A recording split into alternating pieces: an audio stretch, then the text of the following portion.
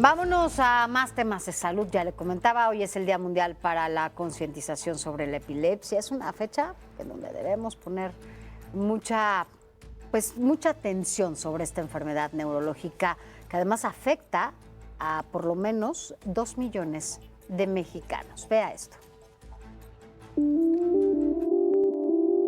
La epilepsia es un padecimiento cerebral crónico que causa convulsiones de manera recurrente no transmisible. Hay diversos tipos. En algunos casos se puede detectar la causa, aunque en otros no. Va desde daño cerebral, malformaciones, traumatismos, accidentes, infecciones cerebrales y hasta tumores cerebrales. Afecta a personas de todo tipo, sexo, razas, grupos étnicos y edades. Los síntomas van desde la pérdida de conocimiento durante la convulsión, mirada fija por algunos segundos, mover repetidamente los brazos o piernas. En México, más de 2 millones de personas son afectadas. En 75% de los casos, aparecen desde la infancia o adolescencia. De acuerdo con cifras del IMSS, 7 de cada 10 derechohabientes con epilepsia logran el control de su enfermedad, es decir, recuperan su calidad de vida social y laboral. A nivel mundial, hay al menos 50 millones de personas que padecen epilepsia, lo que hace que sea de los trastornos neurológicos más comunes. Esto también implica que el riesgo de muerte prematura con epilepsia sea hasta 3 veces mayor que en la población general. Heraldo Media Group. Bueno, para continuar con este tema y que nos hable más a detalle de todo esto, agradezco que esté aquí con nosotros en el foro al doctor Adalberto Ramón González Astiazarán, quien es especialista justamente en neurología y pediátrica. Gracias, doctor, por estar con nosotros. Gracias a ti, Sonia. Porque, bueno, sin duda, pues hablar de la epilepsia, de repente solamente hay ciertos estigmas, ¿no? No sabemos, hay mitos. Cuéntenos un poquito más de lo que ya acabamos de escuchar. Empecemos con el concepto de epilepsia como una condición. Y digo condición porque hay enfermedades, hay síndromes, hay situaciones. Hablar de epilepsia es hablar de muchas cosas diferentes. Así es que el resumen es muy bueno, de introducción, Sofía, te dije Sonia hace un momento, perdón. Y el resumen es muy, muy bueno. 2 millones de personas mexicanas viven con epilepsia. Primero, no son epilépticos, no es adjetivo, es una condición de salud. Y en síntomas hay muchos síntomas diferentes. Los más identificados y los más referidos y los más temidos son las convulsiones, las sacudidas corporales. Puede ser de todo el cuerpo o de una sección del cuerpo. Pero hay, en ese extremo, si nos vamos al otro, las crisis de ausencia, que son crisis en las cuales si yo tuviera ausencia, sucede en la niñez, se interrumpe mi estado de alerta por unos segundos. Yo te podría estar diciendo en este momento, Sofía, lo que sucede es que... Te vas. Sucede, y al terminar la reacción sigo haciendo exactamente lo que estaba llevando a cabo. No pierdo la continuidad. Y en esos dos extremos hay muchos síntomas intermedios. Puedo tener crisis solamente de una parte del cuerpo. Puedo tener crisis en donde siento o dejo de sentir. No todas las crisis son iguales. No todas las crisis son iguales.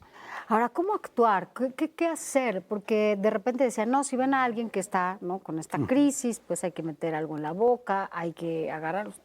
¿Cómo ayudar a alguien? Claro, primero no forcejear, evitar golpes en la cabeza y para eso lo mejor es un suéter, una almohada, algo suave que podamos poner entre la cabeza y el piso, el sitio donde se vaya a golpear. No forcejear con la boca.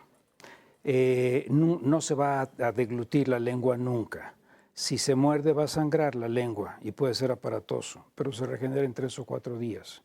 Si por meter un objeto rígido para que eso no pase le rompemos 3 dientes a la persona, no se va a regenerar. Por la fuerza. Por la fuerza que hay, es muy intenso.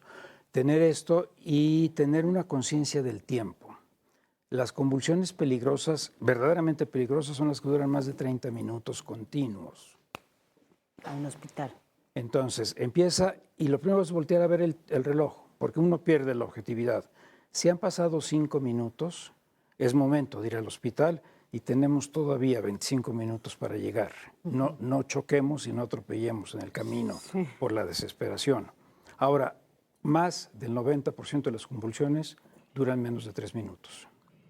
Entonces es un estrés muy grande y es breve, es autolimitado. Si es la primera vez que sucede, evidentemente tiene que ser evaluado todo, porque además no toda persona que convulsiona va a tener epilepsia. Yo puedo ser un bebé de 6 meses a 5 años de edad, tengo fiebre y sucede que convulsiono. Y mi cerebro es sano, pero en esa edad la fiebre irrita el trabajo cerebral. Entonces una convulsión sin que haya epilepsia. Claro. Puedo tener diabetes y baja mi azúcar a 0 porque me sobredosifiqué la insulina y voy a convulsionar por azúcar de 0, pero no por un cerebro con epilepsia. Entonces, no todas las convulsiones son garantía del diagnóstico de epilepsia. Hay que ir siempre a un diagnóstico. Hay que evaluar claramente. Y si es una crisis en una persona que ya está diagnosticada con esta condición, acompañarlo, ayudar a que se recupere. Es natural que en una convulsión, después de que haya terminado, haya unos minutos de confusión, de dificultad para hablar, y acompañar y ver qué es lo que pasó. Si tiene un servicio tratante, un médico tratante, saber si faltó la medicina, si hubo un factor que descontrolara esto, por ejemplo. ¿La epilepsia es hereditaria? En un muy bajo porcentaje de casos. Hay muchas causas diferentes y hasta un 30 a 40% de nuestros pacientes no tenemos causa definitiva. La herencia representa directa menos del 10%. Hablamos directa, mamá o papá. Exacto. Así, y generación tras generación. No mi tío bisabuelo. No, papá, mamá, que sea directo. Exactamente. ¿Cómo ubicar o cómo detectar si hay alguna señal que nos lleve a hacer este diagnóstico? Okay. La epilepsia repiten los síntomas. Entonces, si son síntomas sutiles como los que comentamos hace un momento, lo que llamamos ausencias, o puedo tener en este momento un discurso algo atípico. Entonces, y empiezo a mover la cara y desvío la cabeza. Esa es la primera vez que sucede, hay que evaluarse. Pero si ya tengo epilepsia, esto va a seguir sucediendo igual. O bien puedo describir una sensación olfatoria atípica, o un sabor, o un dolor muy específico, muy característico. No es cualquier síntoma. Y quien tiene esos síntomas especiales, poco frecuentes, va a ser solo ese síntoma, porque es una región de las neuronas la que está activándose. No es que en un día tenga una crisis visual y en otra abdominal y otra auditiva y después otra convulsiva. Ese paciente siempre tendrá el mismo tipo de crisis, los mismos síntomas. Y bueno, cuando eso pase, cualquier síntoma de esa naturaleza que nos lleve directo al especialista, Claro, ¿no? Sí, y analizar el cuadro, saber por dónde estamos, si hay síntomas de alerta, de trabajo urgente o de integración del cuadro y empezar un tratamiento. El tratamiento, la epilepsia, ¿se cura o se contiene y se puede vivir con ella? Las dos son respuestas reales. ¿Ah, sí? Sí. Número 1, poniendo en tercios para mnemotecnia, una tercera parte de pacientes con epilepsia les va a ir muy bien y puede remitir la epilepsia.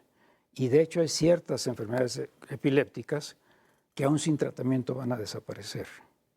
¿Cómo cuáles? Una que se llama epilepsia centrotemporal, que las descargas suceden en esta región del cerebro, que sucede en la niñez y que la gran mayoría de las crisis son durante el dormir. Son niños sanos, por lo demás, vienen estas crisis, el electroencefalograma es muy característico, y si tenemos esto, muchas veces se dialoga con los padres. Vamos a medicar 18 o 24 meses, pero podemos esperar, no sabemos si vaya a venir la segunda o la tercera. Okay. Y hay papás que dicen, esperémonos, y hay otros que dicen, no quiero volver a ver. Ahí es cuando se cura. Y llega el momento en que desaparece. Y hay pacientes que damos de alta y ya, se acabó esta historia. El segundo tercio les va bien, pero no tienen el control total. 1 o 2 crisis por año, y no lo digo con desdén, pero ya no es un cuadro limitante. Pueden llevar su vida normal. Exactamente. Muchas veces daña más el estigma social que la enfermedad biológica. Y el tercero sí son pacientes que llamamos epilepsias de difícil control. Usamos 2, 3 medicamentos simultáneos, sustituimos uno u otro y no alcanzamos el control. Y esa es una gran carga y es donde hay medidas ya muy especiales, ya no los fármacos, sino trabajos quirúrgicos para atender esto en la epilepsia. ¿Y después de esta cirugía se puede vivir así? Completamente, completamente. Tenemos un programa que se llama Programa ABC Nacho, que lo iniciamos en mayo del 18, estamos por cumplir 8 años, y el lunes operamos a nuestro paciente 159. Wow. Y el estándar en los grandes centros es llegar al 80% de resultados óptimos. Nosotros tenemos 88%. Qué maravilla, doctor. Así es. Pues bueno, eso es bueno escucharlo, sobre todo para quienes padecen. No tenemos cerca a alguien que tenga esta enfermedad. Por lo pronto, gracias. Gracias a ti. Gracias por haber estado con nosotros. Muchas gracias. Aquí.